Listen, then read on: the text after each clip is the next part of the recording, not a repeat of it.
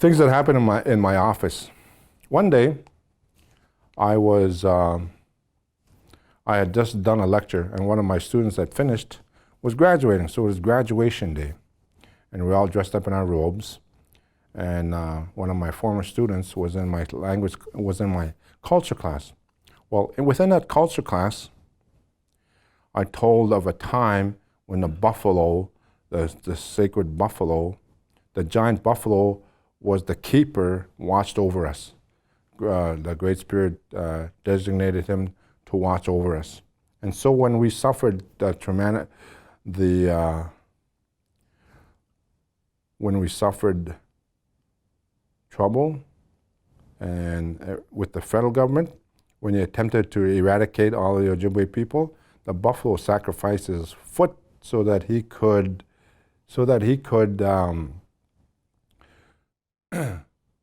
remain alive, so that we can continue to go. And then another time when the Jesuit priests attempted to eradicate us and try to turn all Indians into Christians, then he sacrifices his foot again. And so the buffalo sacrifices a third time when we were forced to go to residential school. And so the giant buffalo was sitting in the east on one leg. And he says, when we become healthy, then he will regain his feet and become a healthy buffalo. And that has started to change. So I didn't know that. I had forgotten that I had shared that story. This lady graduating, she comes to me and she gives me this. Wow. At first I didn't know the story. A buffalo. That's more Dakota, I was thinking. Dakota story. Wow, a giant buffalo.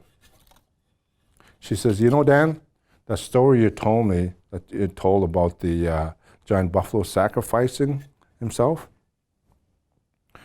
this has been in my family for 20 years, she said. And it sat in the basement, and I left a tag on there, and I didn't really know what to do with it. When I heard you tell that story, this is what motivated me, that you should have this, to always remember that story. So all these people, this lady, she ended up being student of the year, so she was no slouch. She knew what she was doing. And she gave me this, and I keep it in my office. People give me things